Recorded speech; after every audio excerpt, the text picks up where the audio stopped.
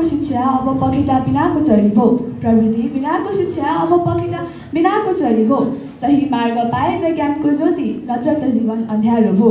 सही मार्ग पाए त ज्ञानको ज्योति, नत्र त जीवन अँध्यारो भो। धन्यवाद कार्यक्रम सञ्चालकज्यू। आदरणीय समाध्यक्ष महोदय, एक हातमा कापी र अर्को हातमा कलम बोकी बस्नुभएका सम्माननीय निर्णायक मण्डलज्यू, हामीलाई ज्ञान प्रदान गरी उज्जवल भविष्यको बाटो देखाउने शिक्षकवर्ग, मेरा प्रिय प्रतिस्पर्धी साथीहरू तथा उपस्थित सम्पूर्ण महानुभावहरूमा मेरो नमस्कार। म प्रेसर कुपमा चन्द्रेश्वरी श्रीकान्त माध्यमिक विद्यालयबाट आज हजुरहरूको सामु शिक्षामा सूचना तथा सञ्चार प्रविधिको प्रयोग विषयमा आफ्ना केही भनाइहरू राख्न गइरहेको छु। ज्ञान नै शक्ति हो र प्रविधि त्यस शक्तिसम्म पुग्ने सबैभन्दा छिटो माध्यम हो। यस भनाइले आजको हाम्रो युगलाई झल्काउँछ। वर्तमान समयलाई सूचना तथा सञ्चार प्रविधिको युग भनेर चिनिन्छ। सूचना तथा सञ्चार प्रविधि भन्नाले computer, internet, mobile phone, smart board तथा अन्य डिजिटल उपकरणहरूको प्रयोगलाई बुझिन्छ। यसले शिक्षा क्षेत्रमा परम्परागत शिक्षा पद्धतिलाई रूपान्तरण गरी डिजिटल शिक्षाको नयाँ युगको सुरुवात गरेको छ। महान वैज्ञानिक अल्बर्ट आइन्स्टाइनले भन्नुभएको थियो, शिक्षा भनेको तथ्यहरू कन्ठ पार्नु मात्र होइन, सोच्ने क्षमताको विकास गर्नु पनि हो। हो महोदय, सूचना तथा सञ्चार प्रविधिले विद्यार्थीहरूलाई सोच्न, खोज्न र नयाँ कुरा सिक्न प्रेरित गर्छन्। पहिले विद्यार्थीहरू विद्यालयको पुस्तक र शिक्षकहरूमा मात्र निर्भर रहनु पर्थ्यो। अन्य कुनै विषयमा थप जानकारी प्राप्त गर्नु परेमा विभिन्न पुस्तकालयहरू धाउनु पर्ने अवस्था रहेको थियो। तर आज भन्ने विद्यार्थीहरूले संसारका जुनसुकै कुनामा रहेका जानकारी पनि इन्टरनेटको माध्यमबाट केही सेकेन्डमै सहजै रूपमा प्राप्त गर्न सक्छन्।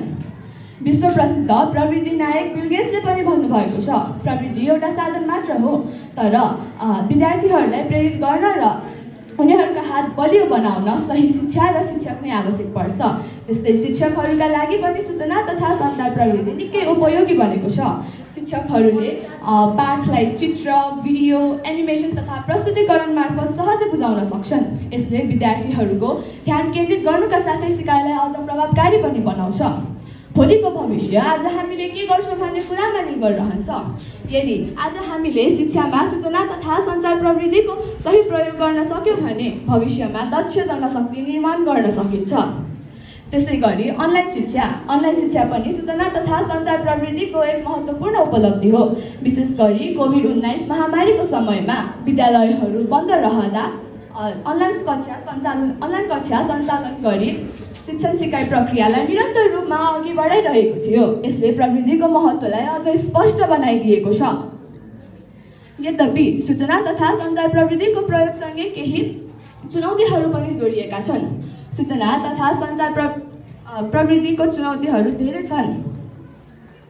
सबै विद्यार्थीहरूमा समान रूपमा सूचना, इन्टरनेट र डिजिटल उपकरणहरूको पहुँच छैन।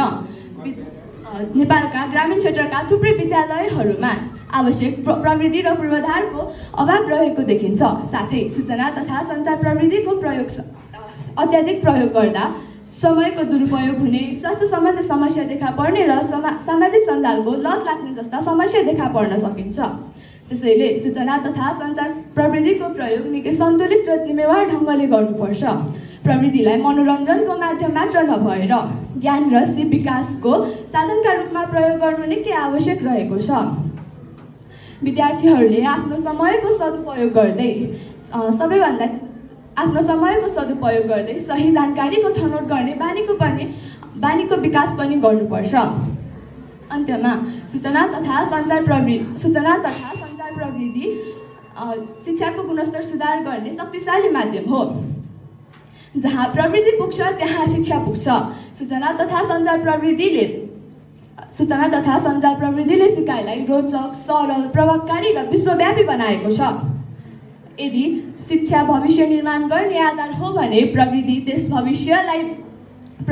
भविष्यलाई गति दिने शक्ति हो। प्रविधि ज्ञानको ढोका हो, त्यसलाई सही दिशामा खोल्न सक्नुपर्छ। त्यसैले प्रविधिसँग जोडिएको शिक्षा नै समयसँग जोडिएको शिक्षा हो। आजको कक्षा कोठामा प्रविधि विकल्प होइन, आवश्यकता बनेको छ। जुन शिक्षा प्रविधिसँग जोडिएको हुन्छ त्यही शिक्षा भविष्यमा नेतृत्व गर्न सक्षम रहन्छ। ज्ञानको दीप सधैँ बलिरहोस्, प्रविधिको उज्यालो फैलिरहोस्। ज्ञानको दीप सधैँ बलिरहोस्, प्रविधिको उज्यालो फैलिरहोस्। शिक्षाको यात्रा कहिले नरोकिने, शिक्षाको यात्रा कहिले नरोकिने, भविष्य उज्यालो भविष्यतर्फ अघि बढिरहोस्। र यिनै शब्दहरूका साथ म आफ्नो मन्तव्य यही समाप्त गर्न चाहन्छु। धन्यवाद।